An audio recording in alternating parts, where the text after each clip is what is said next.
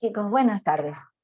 Entonces hoy vamos a terminar con el estudio de la semiología de la piel, ya en lo que corresponde a las herramientas diagnósticas que tenemos para hacer un diagnóstico correcto, ¿no?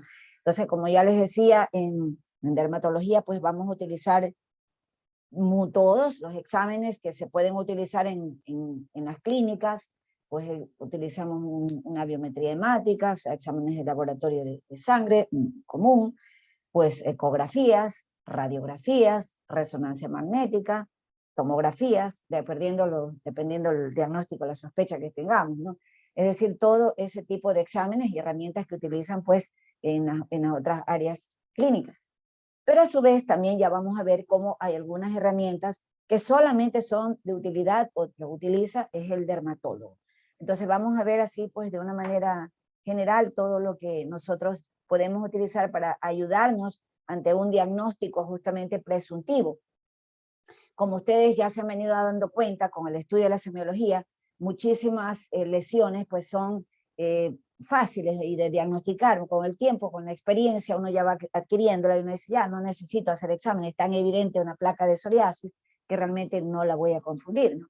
Entonces, pero a veces hay que hacer exámenes, pues puede ser para corroborar el diagnóstico o también, por ejemplo, por las implicaciones que tengan, ¿no? A lo mejor tiene una comorbilidad o también a veces por temas de seguros, por tema de tratamientos que también vayamos a hacerle. Entonces, por eso es necesario hacer algunas pruebas.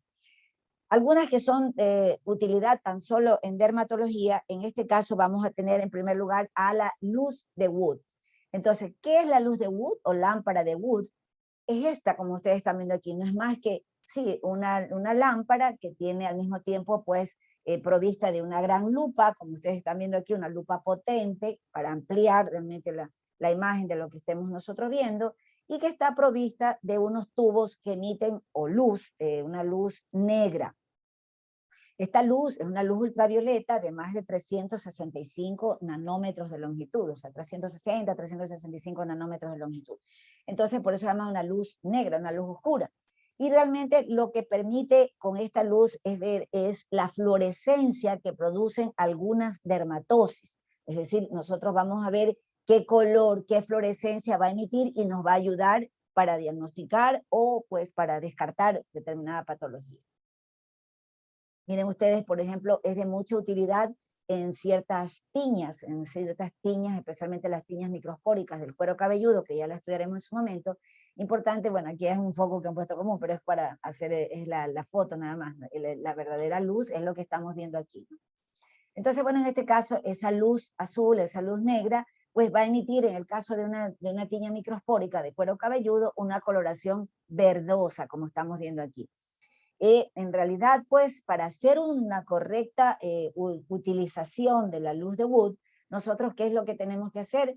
Pues bien, lo vamos a poner al paciente, lo invitamos a entrar a un cuarto que se dice el cuarto de luz oscura, o sea, que esté oscuro, mejor dicho. No es luz oscura, sino que el cuarto oscuro. Entonces, podría ser, digamos, que el baño. Ojo, es algo que yo ya les he venido diciendo desde el principio. En dermatología, hay que tener mucho cuidado, jóvenes, por favor, ambos sexos, pero especialmente el sexo masculino, tener mucho cuidado, porque a veces va a tocar hacer una investigación justamente de áreas íntimas, ¿verdad? que pudiera ser mal interpretado. Así que siempre, por favor, como les he dicho, con el debido respeto, consideración al paciente, mucho más, imagínense una mujer, entonces con mucho más respeto, aparte de todo, tener, por ejemplo, el cuidado de que si es un menor de edad, no olviden ustedes que siempre debe estar acompañado de un adulto, y mucho más si ustedes se van a encerrar en un cuarto, pues tiene que entrar otra persona con, con el paciente, ¿no? Es importante, si no estuviera un familiar, obviamente un menor de edad no se lo puede atender si no está un adulto, ¿ah? Por favor, eso no se puede por nada del mundo violar esa regla, ¿no? Y aparte de todo, pero por ejemplo, si no está un familiar que va a revisar usted a una joven, entonces pedir a la enfermera, algún personal de la institución donde ustedes estén trabajando, que por favor esté presente mientras ustedes están haciendo el examen, ¿ah? Mucho cuidado con eso. En todo caso, ¿por qué? El médico o se tiene que sacar el mandil, si el mandil es blanco y por ende no va a permitir que se produzca la fluorescencia, ¿no? Entonces, el paciente mismo, si tiene alguna prenda de color blanco, se le puede decir que se la retire, o inclusive si nosotros tuviéramos en el sitio donde vamos a examinar pues una tela oscura, como una manta, como sí, pues una tela, un trapo de color negro oscuro para poderle cubrir algún área que tenga el paciente con una ropa que esté, como les decía, que emita fluorescencia, como en este caso una ropa blanca, ¿no?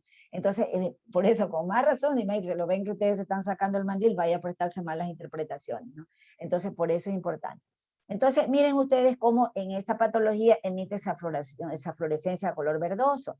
También, por ejemplo, nos permite a nosotros identificar algunas lesiones que están hipopigmentadas y en otras que están hiperpigmentadas. En algunas ocasiones, por ejemplo, del mismo vitiligo, el vitiligo pues ya sabemos es una mancha acrómica, es una mancha blanca, ¿no? Pero a veces hay ciertas formas de vitiligo en la que está en un estadio inicial, en la cual la mancha no es tan evidente, o sea, a veces como que pareciera que fuera algo que está como más clara en esa zona de la piel, y pues entonces uno necesita la luz de Wood para poderle hacer el examen.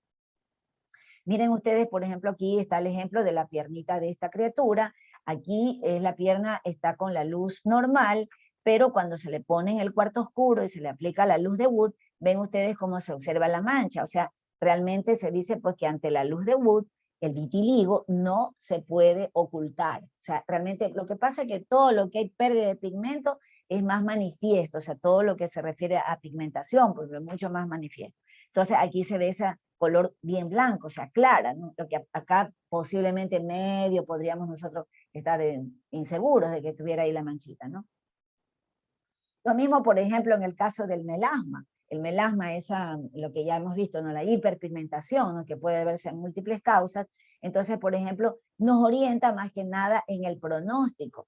Ya sabemos que el pigmento pues, puede estar siempre a nivel de la epidermis, pero en algunas ocasiones, debido a tratamientos inadecuados, pues podría haber ya la pigmentación no estar precisamente a nivel de la epidermis, sino que ya está en dermis, donde los melanófagos, ¿se acuerdan cuando hablamos de los histiocitos que pues fagocitan? Entonces, y algunos de ellos son especializados en fagocitar melanina, entonces ellos son los melanófagos. Así es que en ese caso, la pigmentación, cuando es más superficial, se hace de un color más intenso, ¿sí? O sea, está más superficial y por ende con la luz de Wood se hace como un café más intenso.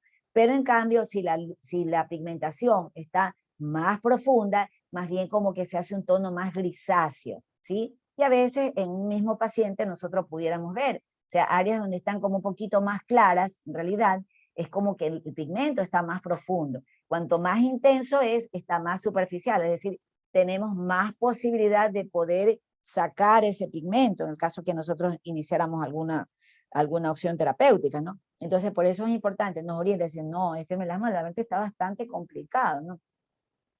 Bueno, también se los utiliza en las porfirias, en que examinan la orina, ¿no? Pero también, por ejemplo, sirve para diagnóstico de otras dermatosis, sobre todo dermatosis de origen bacteriano, como por ejemplo el eritrasma, que ya la estudiaremos también en su debido momento. Entonces, pues el eritrasma es una infección superficial de la piel ocasionada por el Corynebacterium minutissimum.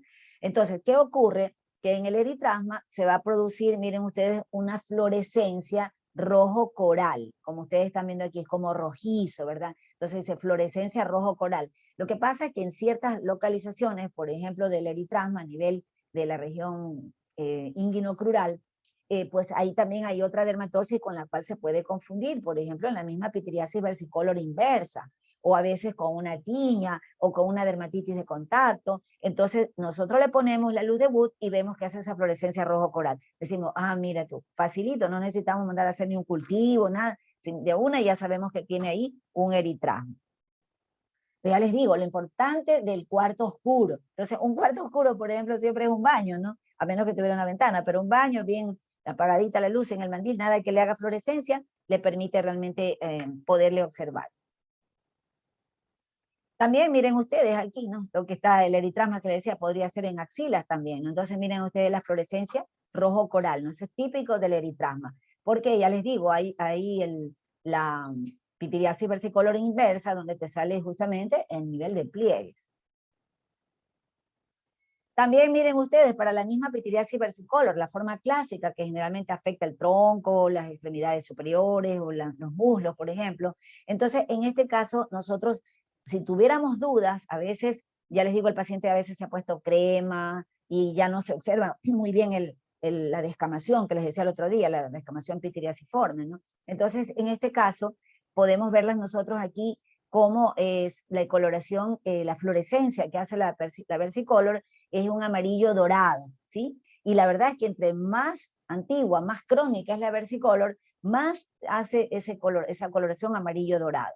Entonces, porque hay otras como la pityriasis alba, en la cual no tiene que ver con micosis, no hace ninguna fluorescencia. Entonces, muy importante esa coloración amarillo dorado. La tenemos.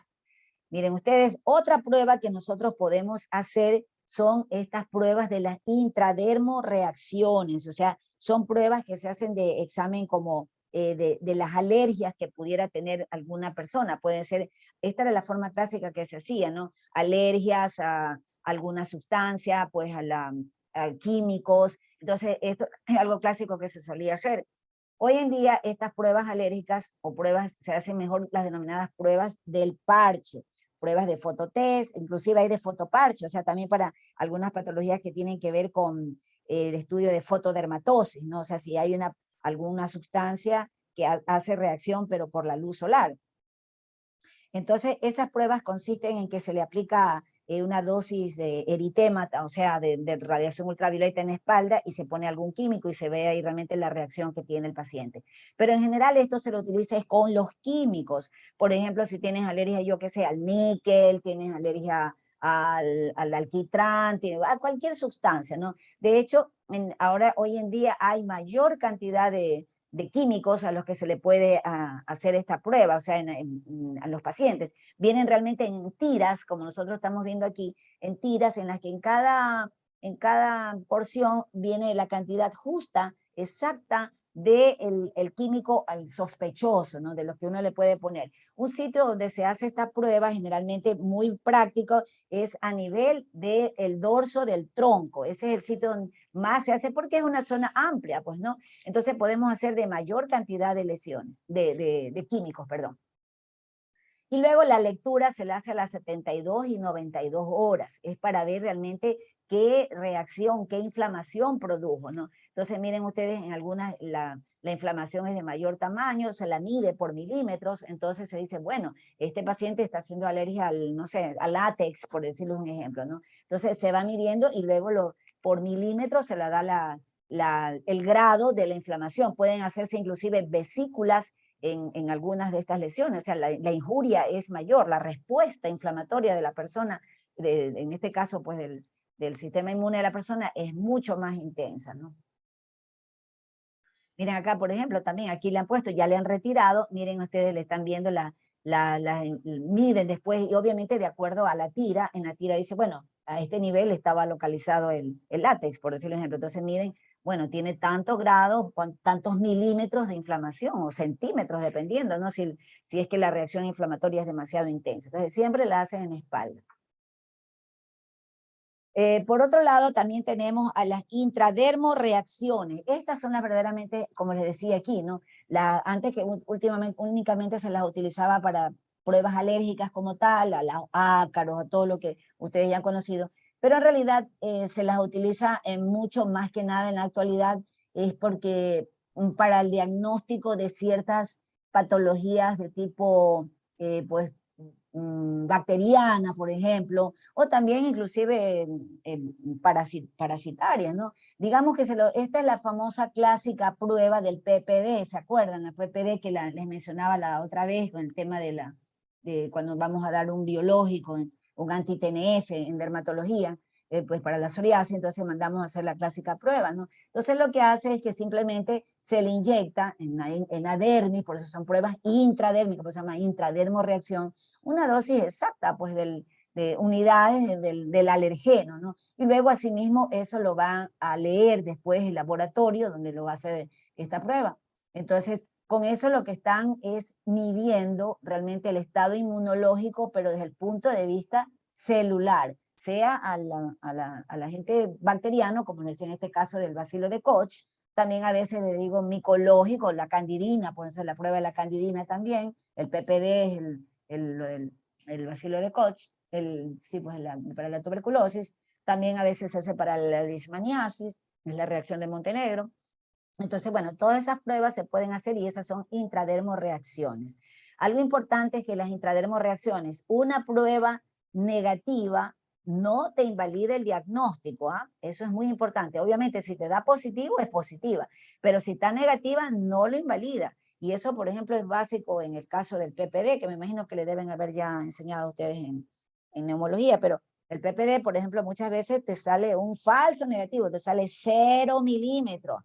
Y eso es lo que a veces a uno llama la atención, 0 milímetros en nuestro país, que es endémica la tuberculosis, se me hace bastante raro, ¿no? Entonces uno tiene que esperar 2 a 3 semanas para hacer el booster, que se llama, ¿no? La prueba de refuerzo. Entonces, muchas veces lo que pasa es que el sistema inmune de la persona, su inmunidad celular, no está siendo muy efectiva. Entonces, nosotros, si por error no hacemos la prueba del booster, entonces después podríamos, si damos el anti-TNF, podríamos desencadenarle una tuberculosis. Entonces ya ha pasado. Así que por eso uno no confiarse, dependiendo el país en el que estamos, ¿no? Si alguien, no sé, me invento, está en Noruega, en Dinamarca, creo que es más difícil que tengan tuberculosis, pero nosotros acá es endémica. Entonces hay que tener mucho cuidado a la hora de interpretar estos exámenes. Luego vamos a tener como las otras, como les decía, ramas de la medicina, los cultivos, ¿verdad? Los famosos cultivos. Tenemos tanto los cultivos de tipo bacteriano, ¿sí? Y los cultivos de tipo micológico. Entonces, en dermatología utilizamos ambos, dependiendo, ¿no? Si yo tengo un paciente al que sospecho que tiene una infección bacteriana, que a lo mejor sabemos que este es por estafilococo, pero es un cuadro recidivante, entonces a lo mejor estoy sospechando que el antibiótico al que este paciente está recibiendo, a lo mejor esa bacteria ya es resistente a ese antibiótico, entonces mando a hacer un cultivo y antibiograma. O a veces, bueno, tengo dudas, no sé si sea realmente esto bacteriano, no sé si sea estafilococo, a lo mejor es otra patología, así que bueno, le hago un cultivo, por ejemplo. Entonces, cultivo, la clásica, de bacteriano, y también los cultivos micológicos. En el caso del examen micológico, el que más nosotros solemos utilizar es el llamado examen micológico directo, también conocido clásicamente como KOH. ¿Y qué es esto del KOH? Realmente es el hidróxido de potasio, nada más. Entonces, en este caso, el hidróxido de potasio realmente pues es una prueba que se utiliza para nosotros identificar en forma rápida y sencilla si la lesión que tenemos al frente, pues realmente se trata de una infección por hongos. Entonces, es pues fácil de hacerla, no toma mucho tiempo, tiene un costo pues realmente muy accesible, entonces es fácil en hacerlo.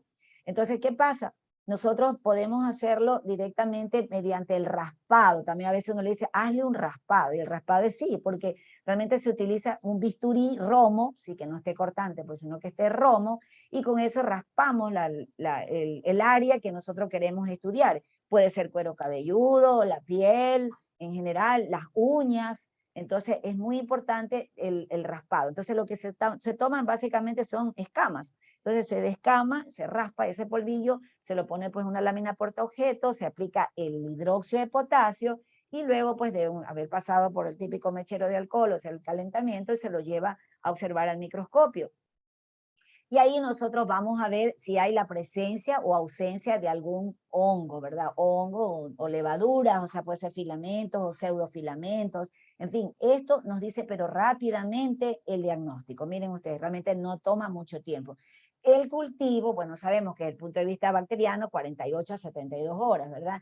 Pero el micológico dura más, se puede tomar 2 a 3 semanas. Entonces, miren ustedes, lleva bastante tiempo, tiene mayor costo también, ¿no? De tal manera que por eso el examen del KOH es un examen realmente de mucha ayuda a la hora de hacer el diagnóstico. El único inconveniente que tiene es que nosotros dependemos de la pericia del observador.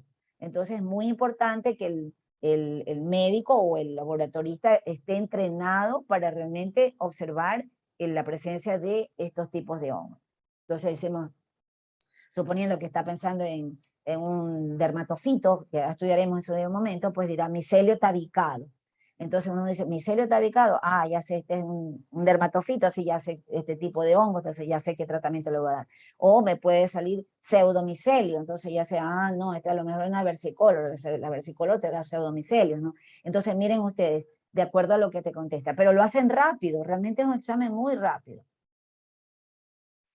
Los cultivos, como les decía, ¿no? Los cultivos micológicos, que ya les decía que el inconveniente que tienen es la larga duración, ¿no? Entonces, pero a veces el cultivo y micograma, así como en la parte bacteriana se dice antibiograma, en el caso del cultivo micológico es micograma. Entonces, también en ocasiones es necesario porque ocurre de que hay algunos hongos que realmente suelen presentar ya resistencia a ciertos antimicóticos clásicos, ¿no? Entonces uno dice, bueno, pero no responde al tratamiento, a lo final puede ser que no es realmente el hongo que usted estaba sospechando, ¿no? A lo final, como ustedes vieron en las lesiones unguiales, como hay una infinidad de lesiones a nivel de las uñas y no siempre son por hongos, ¿no? Entonces, pues a lo mejor está equivocado, pero digamos que de todas maneras usted sí le salió que tenía el KUH, era justamente positivo, le dijo que era dermatofito, pero le da el antimicótico terbinafina y resulta que no responde, entonces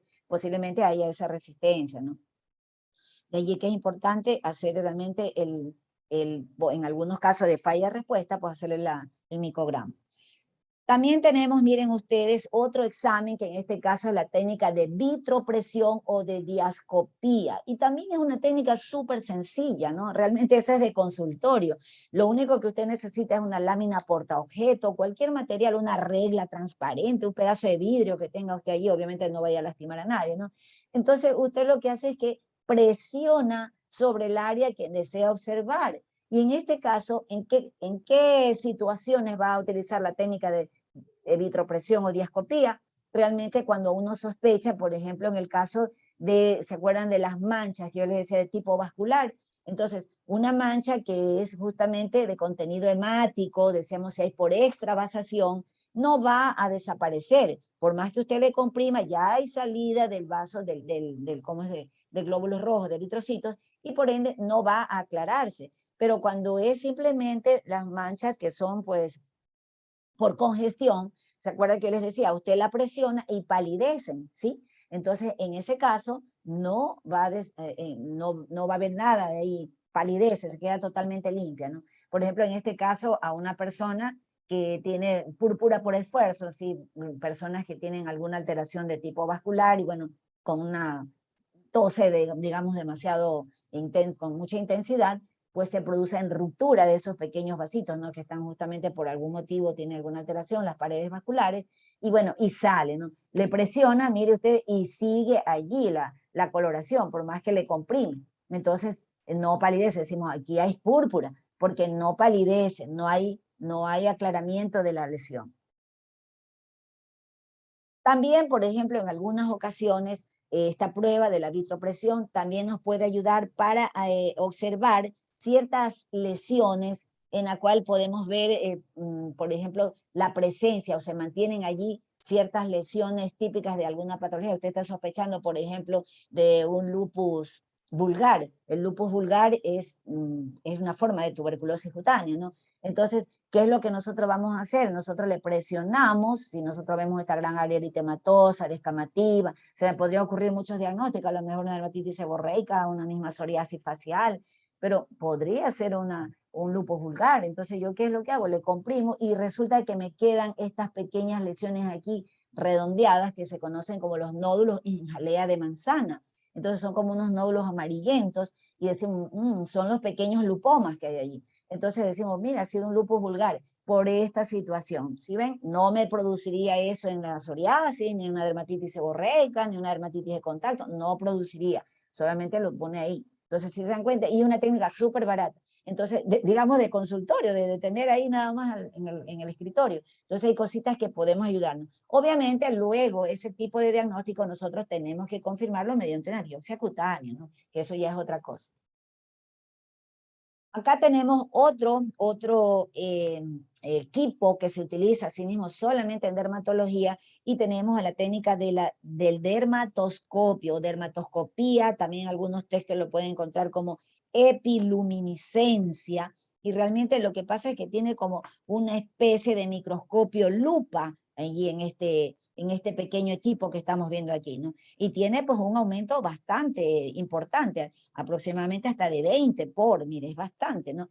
Entonces, esto lo que es muy útil para diferenciar entre lesiones, sobre todo pigmentadas. Bueno, de hecho, cuando se lo inventó, cuando se lo sacó a este equipo, al dermatoscopio, realmente era al principio solamente para diferenciar lesiones pigmentadas, sobre todo de origen de la melanina, ¿no? Y entonces decía, bueno, especialmente para distinguir los lunares, los nevos melanocíticos, por ejemplo, de los melanomas, ¿no? Que siempre ha sido algo que pues, produce muchísima preocupación, tanto a los médicos y obviamente a los pacientes, ¿no?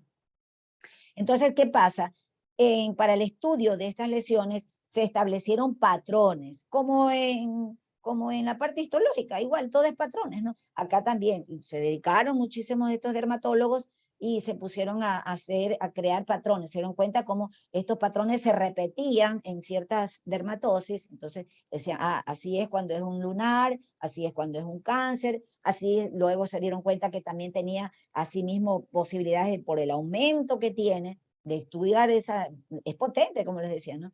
Miren ustedes, hasta 20 entonces realmente podían ver características de un carcinoma vasocelular, después de un espinocelular, de una queratosis actínica, bueno, y posteriormente ya se le fue dando realmente una utilidad que no se imaginan cuánto. Hoy por hoy, la dermatoscopía realmente es demasiado fundamental como herramienta terapéutica a un dermatólogo.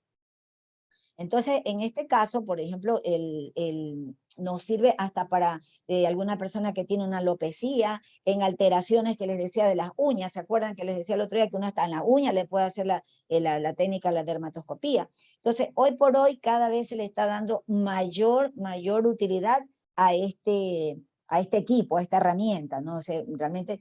Y la verdad es que no es ni tan cara. Un equipo de esto así, vale como $1.000, $1.200, o sea, ese es el valor. O hay otros de mayor, realmente, que tiene ya digitales. O sea que usted pone el equipo sobre la piel de la persona y esto pues lo transmite a una pantalla de por ejemplo, de ¿cómo se llama? Una computadora. Entonces es ideal. Cada vez les digo, es mejor. Realmente la dermatoscopía es una técnica no invasiva. Miren usted no le está haciendo nada, no le está inyectando nada, no le está sacando nada. Es no invasiva, no dolorosa, no afecta para nada y realmente puede ayudar en un diagnóstico rápido, un diagnóstico presuntivo muy rápido de patologías que por otra parte, si no, de lo contrario, a lo mejor tuviéramos que hacer una biopsia u otros exámenes que realmente lo que conllevarían es a un mayor gasto o a un tiempo de espera mayor hasta obtener un diagnóstico definitivo y un tratamiento, por ende, ¿no? Entonces, por eso es muy importante realmente hacer este estudio. Hoy por hoy es demasiado importante para un dermatólogo. Miren ustedes, por ejemplo, ¿no? En este caso se observa que están analizándole esta pequeña mancha que tiene acá esta persona en su extremidad. Entonces, si nosotros lo analizamos, el mismo dermatoscopio viene inclusive con medidas. Si ustedes han visto aquí como una reglita, ¿verdad? Entonces, patrones que tiene, entonces es cierto, el carcinoma vasocelular pigmentado, a lo mejor tiene un patrón radiado, así como rayas, así ven ustedes como radios de la rueda de una bicicleta, puede tener muchas características que ya son propias del estudio con el dermatoscopio. O sea, hay que aprenderse los patrones, como cuando es en las biopsias, como les decía, en el estudio histológico. Acá sería la forma que yo les decía, en el equipo que uno lo pone sobre la piel, y miren ustedes que se va a transmitir hacia la computadora, ¿no? Hacia el ordenador, la imagen. Entonces, hay muchos que le vienen ya con programas, entonces usted tiene, de un lado, tiene cómo es un cuadro de por decirle un ejemplo, de un carcinoma vasocelular nodular, y entonces usted lo observa acá y compara. Realmente es fantástico, ¿no? Es un equipo que realmente, obviamente sí tiene mayor costo, pero de todas maneras es increíble lo necesario que es. Luego también utilizamos las inmunofluorescencias, ¿no? La inmunofluorescencia, mire cómo lo utilizan los reumatólogos, cualquier otra patología, otra rama de la medicina que la utiliza, nosotros también, ¿no? La inmunofluorescencia directa, la indirecta. Con la directa, como ustedes saben, detectamos o determinamos la presencia de los antígenos, y la inmunofluorescencia indirecta, pues para los anticuerpos, ¿no? Ustedes ya saben, típico esto, sobre todo en las formas de lupus, que es donde más se lo utiliza, ¿no? También se utiliza esto, por ejemplo, en la misma dermatitis herpetiforme, o sea, toda en la cual nosotros estamos hablando la relación antígeno-anticuerpo. Entonces eso es lo que nosotros tenemos que determinar. Y en dermatología hay muchísimas dermatosis que son de tipo inmunológicas. Luego también tenemos otra, miren ustedes, otra técnica que asimismo es solamente de estudio dermatológico, ¿no? Entonces es el citodiagnóstico de Zank, o test de Zank, que también así se lo denomina.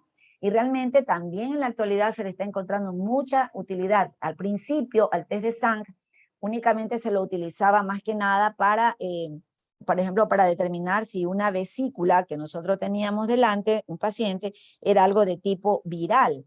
Entonces nosotros veíamos las clásicas manifestaciones de una vesícula que sea de origen por herpes, por ejemplo, ¿no? Entonces decíamos, este es viral, entonces que las células gigantes multinucleares, las inclusiones citoplasmáticas, ¿no? Entonces son características de una infección por herpes. Pero posteriormente también se dieron cuenta que el citodiagnóstico de Zank te permite asimismo observar o relacionar esa patología que tenemos de frente y rápidamente con el microscopio, ¿no? Simplemente se hace un raspado del fondo de la lesión. Por ejemplo, se lo utiliza en ciertas áreas por ejemplo, de una lesión sospechosa de un carcinoma, que esté en un sitio donde sería un poquito más complicado hacerle una biopsia, ¿no? Está en un sitio que es más complicado, entonces lo que se le puede hacer es el raspado de esa lesión, y luego eso se lo pone en una lámina portaobjetos, pues se lo va a estudiar al microscopio, y se van a ver las células que son más prominentes o más características en ese momento. Entonces le digo, mire, lo típico para las infecciones virales, ¿no? Este es herpes, entonces no nos dice qué tipo de herpes es, solamente me dicen, estas vesículas son de tipo herpética, por lo que les acabo de mencionar, las características, ¿no? Entonces, en cambio, para las formas, le digo, de tipo de cáncer, también nos va a decir ciertas características típicas de células cancerosas. Entonces, miren la utilidad del test diagnóstico de sangre. Asimismo, lo único que uno requiere es que sea el observador, realmente sea una persona que tenga mucha experiencia, como en todo, ¿no? Como en todo, la experiencia es lo que a uno le ayuda en conjunto, obviamente, con los conocimientos, o sea, tienen que ir de la mano, ¿no? Entonces, a veces puede ser que alguien esté ahí, todavía no esté muy calificado, no tenga mucha experiencia, y perdamos la oportunidad de un diagnóstico más rápido. Luego tenemos, miren ustedes, esta otra prueba que se conoce así mismo tan sencilla como la técnica de Müller, o la técnica de la gota de aceite, así se denomina, ¿no? Entonces esta técnica de Müller es un examen directo para determinar escabiosis, o sea, para el diagnóstico de la sarna. Miren ustedes qué importante es esto, una patología con bastante frecuencia, pero que en realidad tiene un diagnóstico diferencial, pues también a veces muy... con la dermatitis atópica. Entonces a veces se puede hacer un poquito complicado si la persona no está con mucha experiencia. Pero en todo caso, ¿qué es lo que nosotros hacemos? Si encontramos una lesión, el surco, ¿se acuerdan el surco que les mencionaba el otro día? el surco acarino, entonces pudiéramos hacerle le indicamos dónde está el surco, el paciente va al laboratorio y le tienen que raspar de ese surco, o sea, ponen una gota de aceite y luego aceite mineral, ¿no? Entonces, y luego lo observan al microscopio. ¿Qué observamos ahí? Miren ustedes al ácaro, la hembra justamente del Sarcoptes, y pues se pueden ver también los escívalos que tiene, en este caso, que va depositando, ¿no? O sea, los excrementos el excremento que va depositando este parásito. En ciertos casos hay técnicas tan realmente curiosas, ¿no? Y tan simples, pero que son de mucha utilidad, ¿no? A veces hay pacientes que le van a usted con un síntoma, una consulta médica en la que dicen, bueno, doctora, la verdad es que yo cuando me pongo en contacto con algo frío, yo me enroncho. Entonces uno dice, o sea, miren, podría ser, ¿no? Entonces sí, si yo estoy manipulando algo helado, saco algo del congelador, qué sé yo, me enroncho. Entonces, miren ustedes, una prueba tan sencilla como coger un pedazo de hielo, si acaso hubiera, ¿no? Pues, ¿no? Y se le aplica y miren cómo se le hace la roncha, ¿no? Lo mismo, en cambio, en el caso de la urticaria colinérica, o sea, son personas en las cuales por una actividad física en exceso, pues realmente al correr, hacer alguna actividad muy intensa, se enronchan. Entonces decimos, a ver, ponte a saltar. Yo lo he hecho así en el consultorio. Entonces, póngase a saltar, y realmente ahí después de eso se enroncha. Entonces, mire, son cosas que nosotros podríamos hacer, ¿no? Son realmente técnicas para nosotros poder corroborar un diagnóstico. Esto es importante, ¿no? Porque, por ejemplo, a veces en el caso de la urticaria frigori, que se llama así también, o por el frío, en este caso a veces depende en cuestiones de tipo laboral, ¿no? Hay personas que dicen, bueno, yo trabajo, y me ha tocado, ¿no?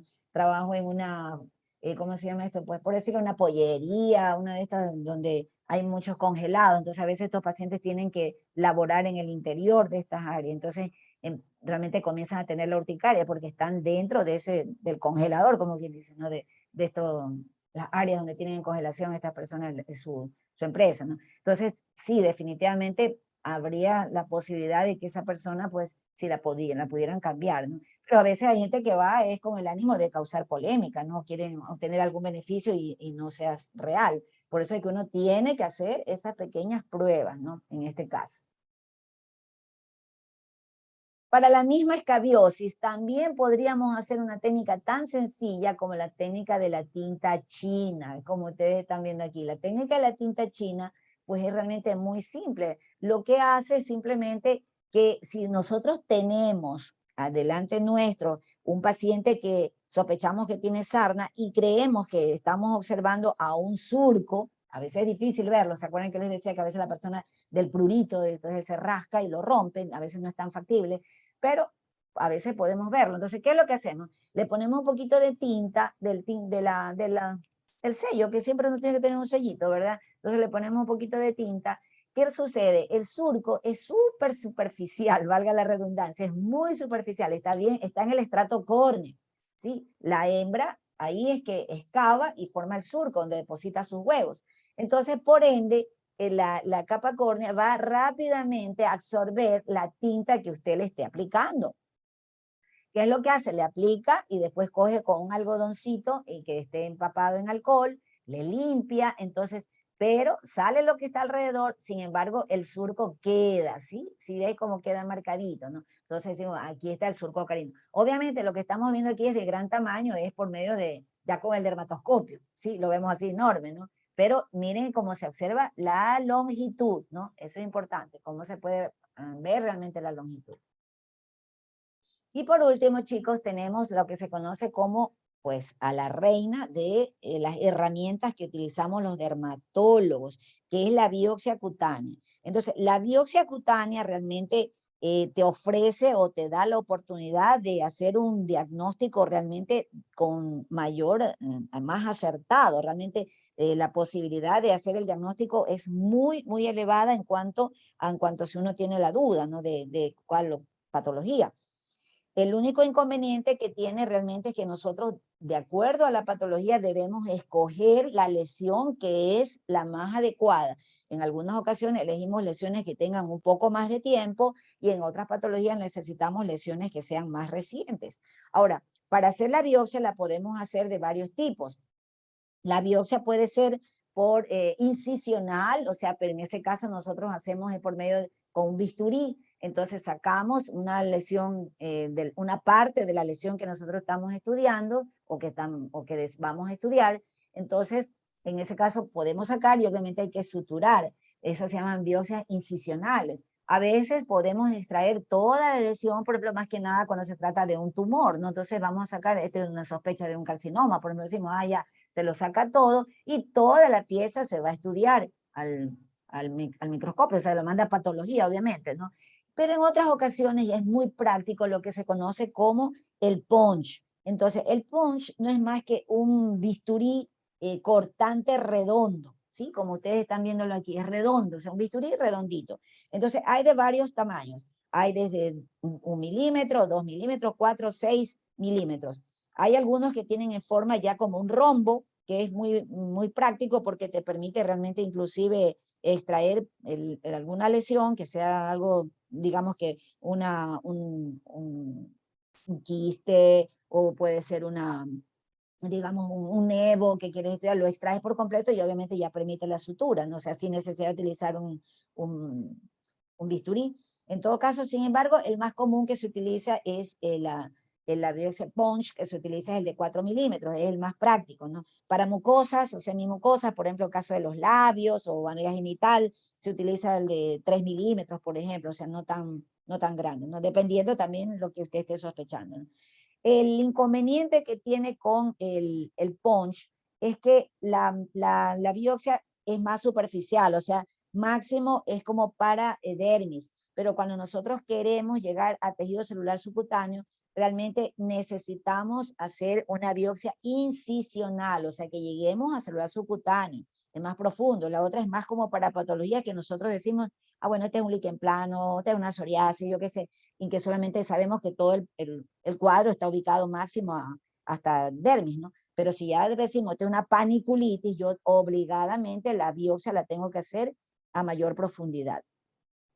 Obviamente eso pues se lo va a colocar en un frasco que esté con pues el formol. Siempre pues en la actualidad ya se utiliza el formol que esté buferizado, ¿no? Ya el formol al 10%, pero buferizado para que no vaya a producir realmente la momificación de la muestra, ¿no? Y realmente lo importante es tratar de llevarlo lo más pronto posible al laboratorio para que no se deseque, pero realmente con ¿cómo se llama? El formol buferizado dura más, entonces puede sostenerse varios días hasta que pueda ser reprocesado en el laboratorio de patología. Entonces, con la misma muestra también se puede hacer cultivos, también para la aplicación de técnicas de biología molecular.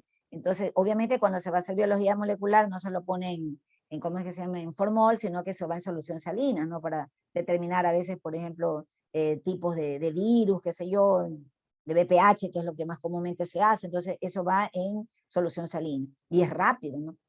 Entonces, bueno, también se hace PCR, inmunofluorescencia, bueno, todo a través también de esta muestra. Entonces, miren ustedes, es muy importante lo que nos ayuda una biopsia cutánea. Sin embargo, la biopsia cutánea no significa que usted a todo paciente le va a hacer. En primer lugar, tiene que comprender que siempre se va a basar a sí mismo en patrones. Obviamente que estos están a mayor profundidad, ¿no? Entonces, por ende, ya el dermatoscopio no te va a ayudar tanto, pues, ¿no? Pero todos estos que son patologías de mayor profundidad, entonces obviamente de ley es la biopsia, sino que no siempre va a ser con patrones, por eso es que siempre se hace una correlación clínico-patológica, es decir, que la biopsia no se antepone a la clínica, eso es muy importante, van de la mano, porque así como ocurre en la parte superior, en la parte externa, que la piel, yo les decía, reacciona muy parecido ante tantos estímulos, pues lo mismo ocurre con la parte interna. Muchos patrones pueden parecerse, son patrones. Entonces, por eso es que uno necesita la descripción del cuadro clínico. Por eso, miren, en dermatología, debido a la muy amplia cantidad de diagnósticos clínicos que hay, muchísimo, sí, definitivamente es la rama de la medicina que tiene mayor número de diagnósticos clínicos, ¿ya? Y realmente, como les decía, todo se basa en patrones.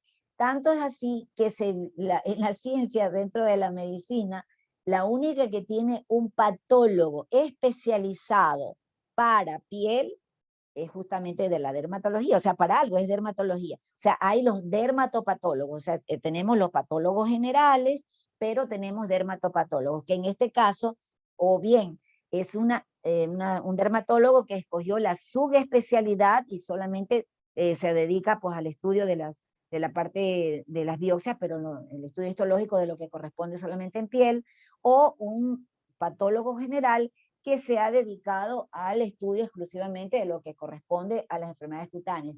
Tiene el inconveniente este tipo de patólogo de que no conoce la clínica, entonces no va a ser nunca lo mismo un patólogo general, así tenga mayor interés o tenga mayor, digamos, conocimiento de las partes clínicas, porque él no conoce pues la clínica, no es un dermatólogo. De ahí que es de mucha ayuda cuando uno consigue que el que le realice el estudio histológico sea justamente un dermatopatólogo. Entonces le digo, es la única de las ramas de la medicina que tiene su propio patólogo. Qué interesante, ¿qué les parece? Bueno, entonces miren ustedes que también aparte de eso, la biopsia tiene sus indicaciones específicas. O sea, no es que a todos los pacientes de usted le va a hacer una biopsia, no.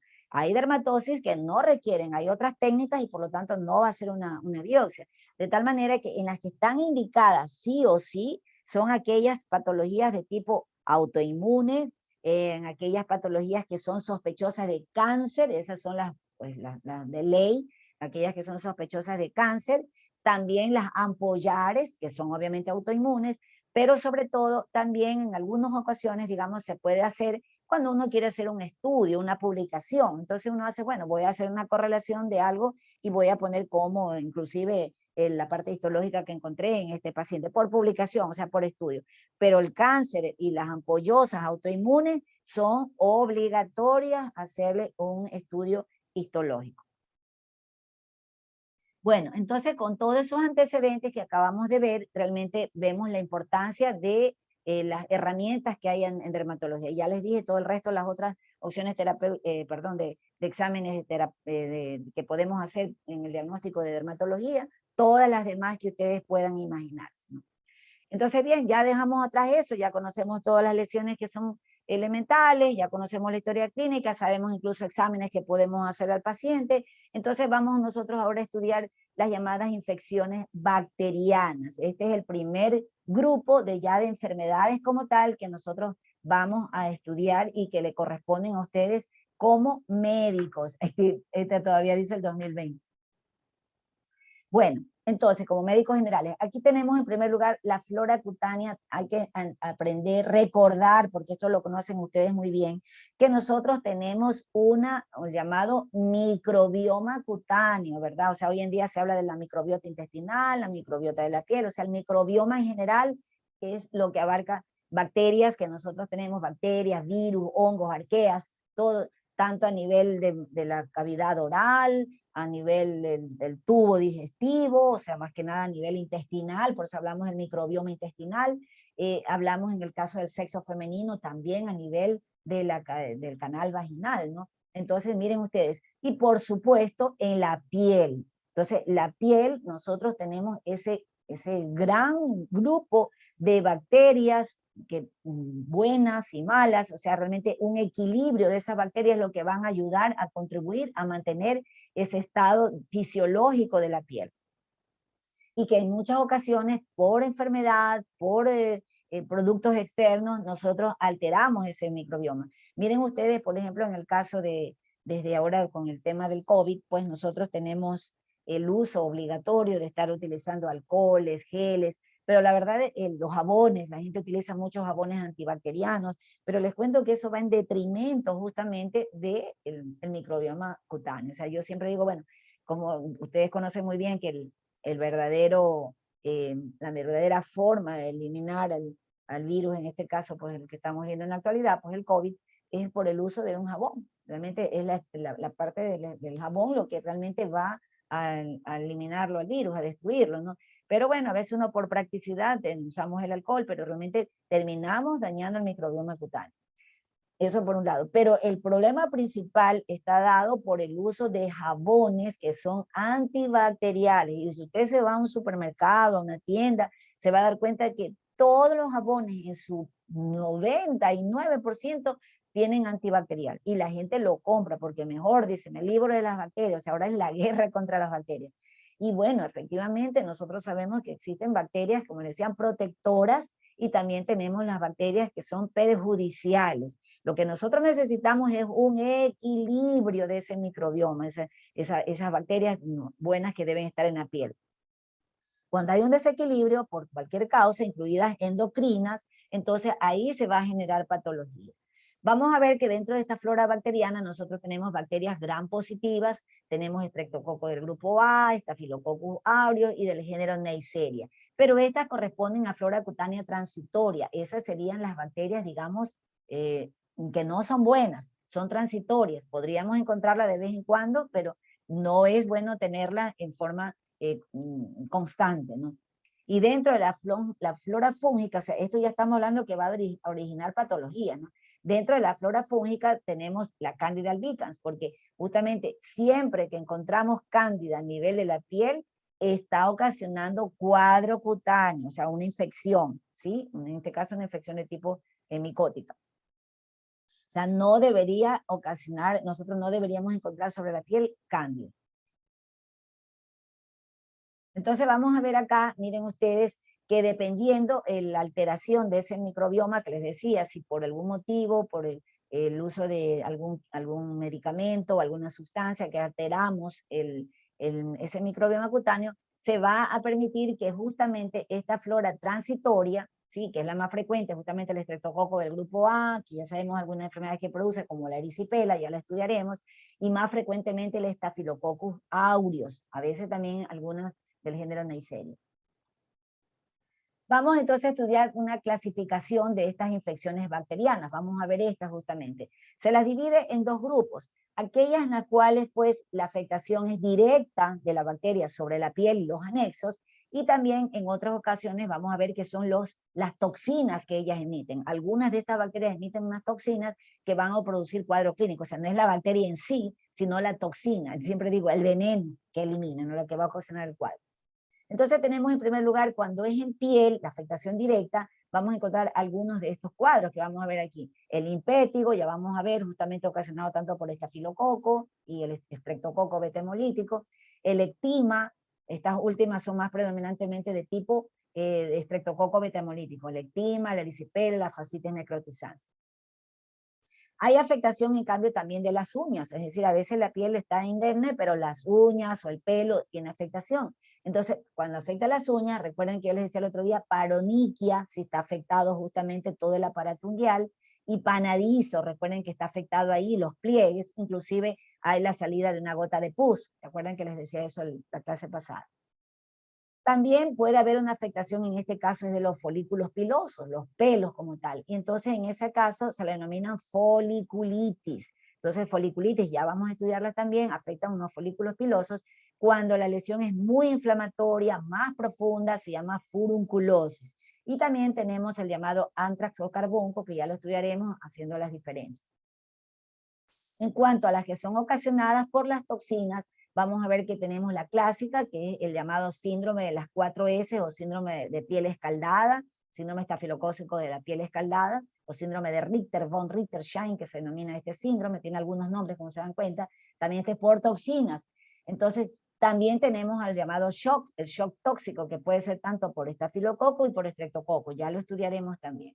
Y por supuesto la escarlatina, cuando nosotros tenemos escarlatina, ¿se acuerdan cuando estudiamos las manchas? ¿Se acuerdan que decía escarlatiniforme? Entonces la clásica por la escarlatina, ¿no? Pero es la toxina. Significa que en este caso nosotros no encontramos la bacteria, en este caso en la piel. La bacteria está en algún foco lejano. Puede ser a nivel del oído, puede ser a nivel del ombligo, en cualquier lugar lejano está la bacteria, no en piel. Por lo tanto, por ejemplo, nosotros a este nivel no vamos a hacer cultivo de ningún tipo, porque no tenemos, pues la bacteria es la toxina la que está ocasionando el cuadro dermatológico. Mientras que cuando la afectación es directa, allí sí vamos a encontrar las bacterias, cualquiera que sea, estafilococo o estreptococo. Entonces ya con esto vamos a iniciar el estudio de las primeras, pues, una pregunta, chicos, ¿cuándo es el examen? ¿Alguien sabe? Daniela. A partir del 21, doctora. Del 21, ya, entonces todavía tenemos tiempo. Muy bien, gracias. Bueno, entonces vamos a ver las estafilodermias. Esta sería el primer grupo de las infecciones bacterianas que nosotros vamos a estudiar. Algo importante, chicos, es que hace, bueno, unos 40, 50 años atrás, la bacteria que más cuadro clínico ocasionaba a nivel cutáneo era el estreptococo beta-hemolítico del grupo A, pero posteriormente eso se fue invirtiendo a favor del Staphylococcus aureus. O sea, hoy en día, por diversos factores que han ido determinando que se produjera realmente esta inversión, en la cual hasta un 90% de los casos está implicado el Staphylococcus aureus. Miren ustedes. Entonces, o bien está el estafilococo solito, o está el estreptococo beta hemolítico, pero también está colonizando el estafilococo. ¿Por qué es importante que nosotros recordemos eso? Porque a la hora de dar un tratamiento, recuerden ustedes que justamente el estafilococo, pues muchas veces tiene resistencia a la penicilina. O sea, tú le das una penicilina como tal, no va a tener realmente una acción sobre el estafilococo, ¿no? Por eso, ante un cuadro que nosotros sospechamos que pueden estar las dos bacterias, entonces es bueno dar un tratamiento en el cual abarquemos a las dos. Entonces, como les decía, hoy en día se lo considera el causante de la mayoría de todas las piodermias o piodermitis. Por cierto, este término piodermitis ya está en desuso, aunque todavía por ahí en algunos textos ustedes lo podrían encontrar, pero en realidad se refiere cuando había presencia de pus. Pero la verdad es que no siempre vamos a ver pus. Entonces, por eso ya es un término que ya está quedando en desuso. Pero todavía algunos estudios ustedes lo ven como ese piodermitis, o sea, ya quedó ese término, ¿no? Y bueno, y en algunas ocasiones puede llegar inclusive a producirse septicemia, como dice aquí, ¿no? Algo importante es que resulta que hay personas que tienen como estado de portador, es decir, que lo tienen colonizando al Staphylococcus aureus su fosa nasal. Entonces se ha observado que hasta en un 20% de población normal pueden tener estafilococo en sus fosas nasales en forma persistente. Entonces eso es causa, en muchas ocasiones, que esa persona o bien pueda ser contagioso para otros, entonces son los portadores asintomáticos que se llaman, o bien para producirse ellos mismos reinfecciones. Entonces, por ejemplo, hay pacientes que suelen cursar con, por ejemplo, tienen dermatitis atópica, o personas que suelen tener los orzuelos, que se los deben haber pues ya enseñado muy bien en oftalmología. Entonces el orzuelo pues es una infección estafilocócica, ¿no? Entonces a nivel de las pestañas en este caso. Pero resulta que pues a veces es recidivante, entonces dice, no, a mí me hacen tratamiento y otra vez. Entonces, pero lo que pasa es que no le han investigado el estado de portador que tenga a nivel de fosas nasales. Entonces, es un paciente que crónicamente va a estar otra vez produciendo reinfección. Recuerden que el estado de portador puede ser en forma, pues, constante, persistente, o también en forma intermitente, como en este caso, dicen, hasta un 60% es intermitente. O sea, se va a la bacteria un tiempo, otra vez tiene, por las condiciones que realmente le son favorables para el desarrollo o el crecimiento de esta bacteria. Recuerden que les decía que es transitoria, ¿verdad? Pertenece a las transitorias, la flora transitoria. Hay otros pacientes que también la tienen a nivel de periné, o sea, sí, a nivel inguinal, entonces también suelen tener en forma constante esta infección. Entonces, pues, y se ha visto que hasta un 20% de personas sanas lo suelen tener allí en forma, pues, inclusive como dice sana, ¿no? Asintomática. Ahora, en este caso es importante descubrir las personas que tienen ese estado de portador de cualquier área, sea nasal o perineal, porque ellos son fuente constante de contagio. Y esto se da, por ejemplo, si es esto se ve en las clásicas infecciones de los cuneros, que se dice, no dicen en pediatría, el cunero, o sea, están los niñitos recién nacidos, ¿verdad? Entonces puede haber justamente infecciones porque la enfermera resulta que, o la auxiliar, yo que sé, una persona que trabaja en esa área, tenga, o el médico, el residente que está ahí, sea portador nasal. Entonces, imagínense, bueno, ahora por el tema del uso de la mascarilla, pues no se da eso. Pero en realidad, antes, pues, sí, era muy frecuente que producía la clásica infección en los cuneros, porque había alguien que era el portador, que estaba constantemente pues, manipulando las criaturas y producía este cuadro. Es muy importante recordar eso, ¿no?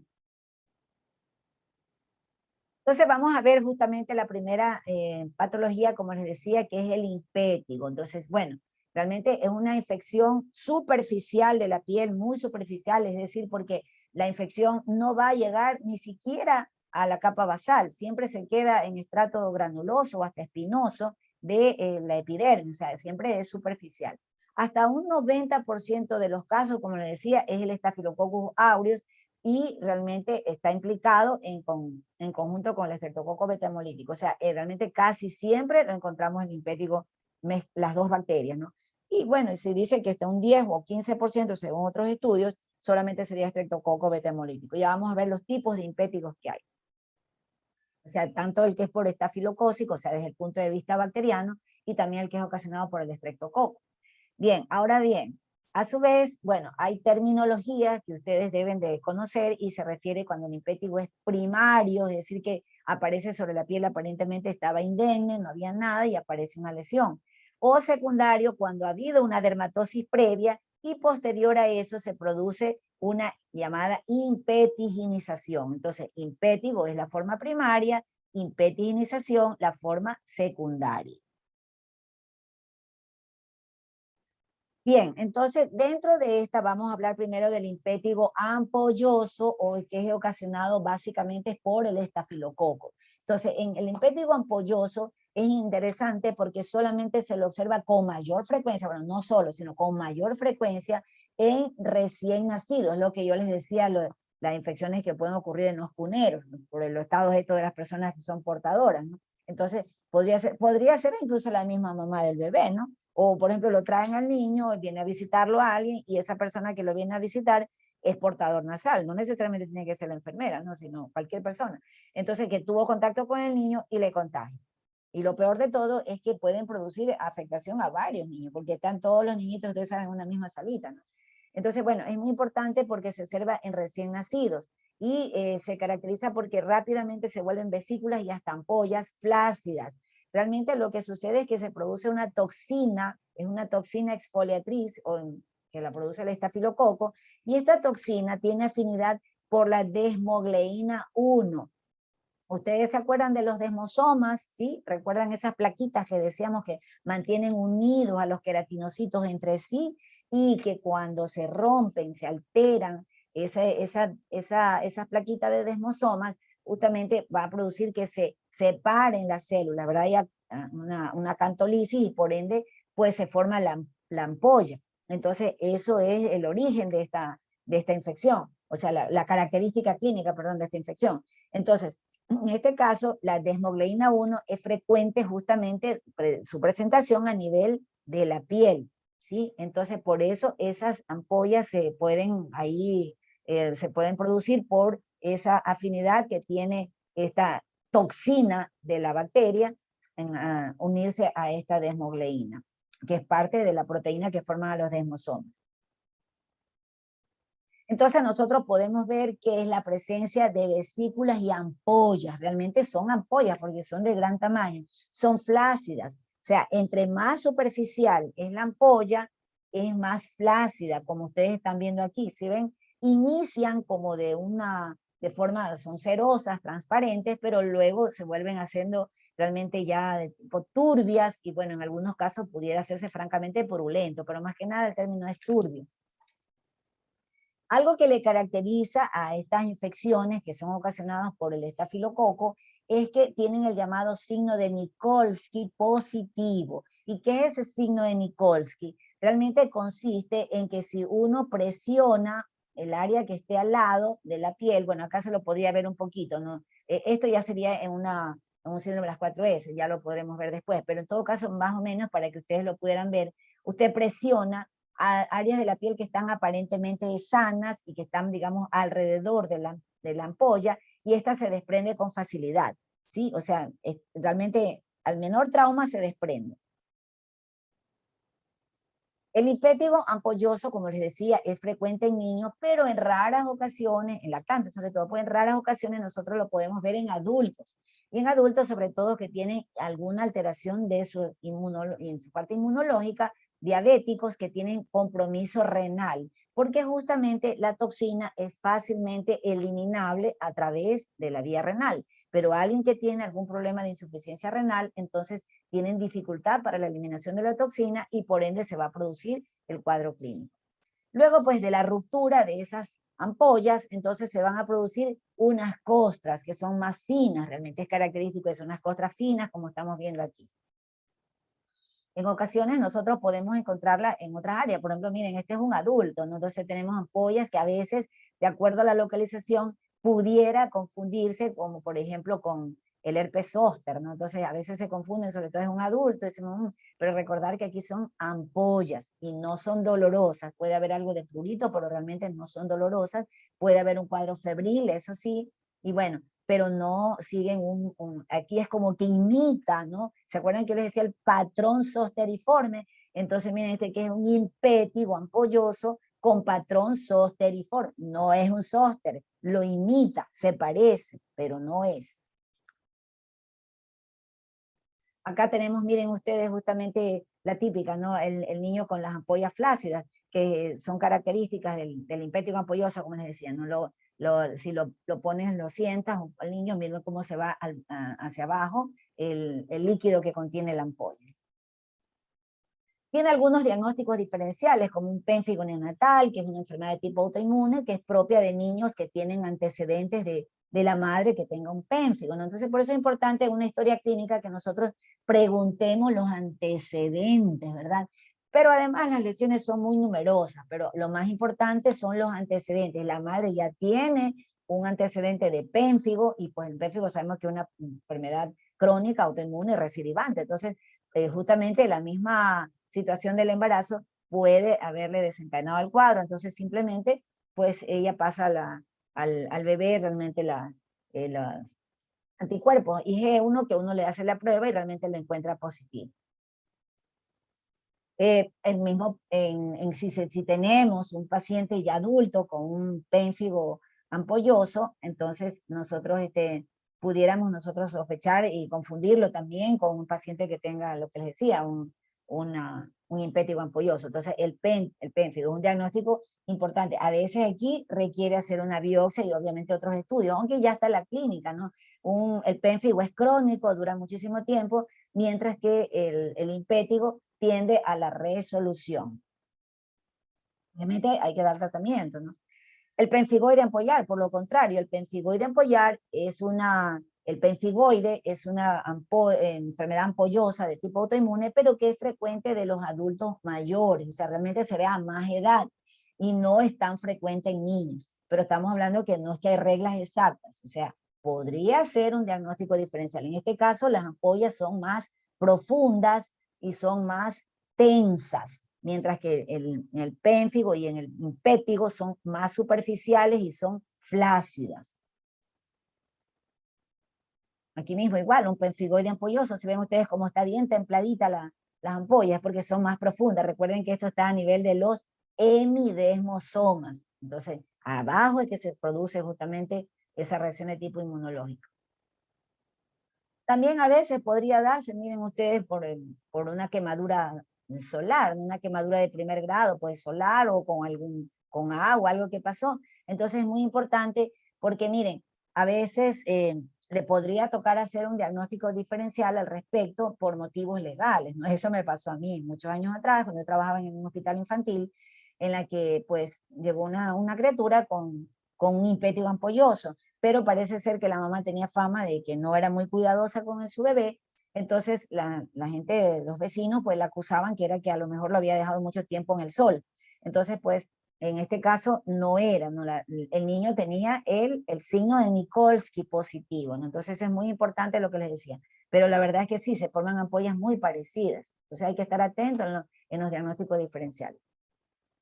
La dermatitis herpetiforme, que ya hemos hablado, enfermedad asimismo de tipo autoinmune. Recuerden que se agrupan, están agrupaditas asimismo sobre un fondo eritematoso. Es pruriginosa y también es crónica de tipo recidivante, ¿no? Y ya les decía que se observan quienes no celíacos.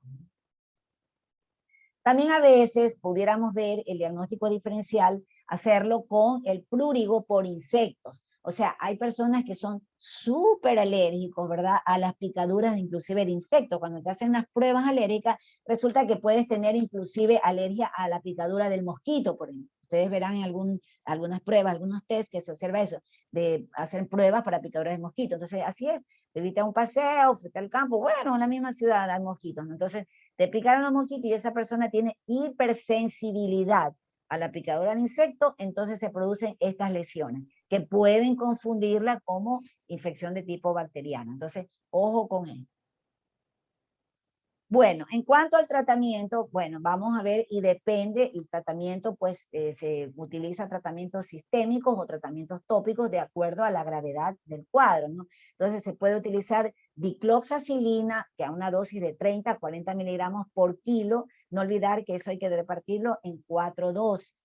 En la dicloxacilina es vía oral, lo mismo que la cefalexina. Entonces podemos utilizar lo mismo la cefalexina, la misma dosis, siempre repartido a 4 dosis. O el cefadroxilo, que el cefadroxilo se lo utiliza en una dosis de 30 a 40 miligramos por kilo día, repartido en 2 dosis. Todos estos medicamentos se lo debe utilizar máximo hasta 7 días.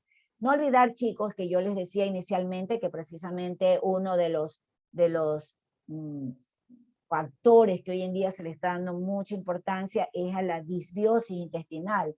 Los tratamientos antibióticos prolongados, incluido pues por mal estilo de alimentación, pueden alterar el microbioma intestinal, inclusive el cutáneo. Todo está correlacionado. Entonces, ¿qué ocurre? Que justamente cuando nosotros obligadamente por esta situación de alguna patología tenemos que dar antibióticos, no olvidar repoblar el microbioma intestinal, o sea, por vía oral. Hoy en día se están haciendo también cremas cutáneas que estimulan, actúan como prebióticos para que estimulen al desarrollo del crecimiento de las bacterias protectoras, ¿sí? Entonces eso es muy importante. Lo mismo a nivel intestinal. Se da pues prebióticos y también se dan probióticos para reemplazar lo que el antibiótico, pues como es de amplio espectro, acaba lesionando todas las bacterias. También en el caso de personas alérgicas a las penicilinas se puede utilizar la eritromicina a una dosis de 30 miligramos, realmente por kilo día, repartido a sí mismo cada 6 horas. Algunas personas también intolerantes a la dicloxacilina, o sea, todo lo que sea derivado de la penicilina, se pueden utilizar las sulfas, en este caso el trimetoprim sulfametoxazol, a una dosis de 8 a 10 miligramos por kilo día, repartido en 2 dosis, asimismo siempre por 7 días. En casos que no sean muy severos, podríamos solamente utilizar tratamientos tópicos, que es bastante difícil, pero generalmente se toca a veces, si no son muchas lesiones, si nos descubrimos a tiempo, con un tratamiento tópico es suficiente. Entonces, en este caso, pues utilizamos mupirocina, ácido fucídico, retapamulina, podrían ser, o el nadifloxacino. Realmente a nivel público nosotros tenemos el ácido fucídico, es parte del cuadro básico, ¿no? Y siempre aplicarlo en 2 dosis por 10 días.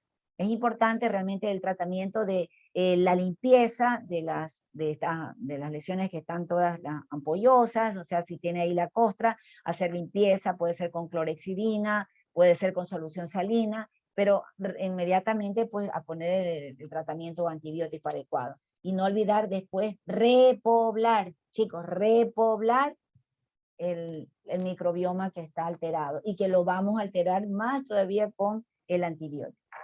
¿Alguien tiene alguna pregunta, por favor?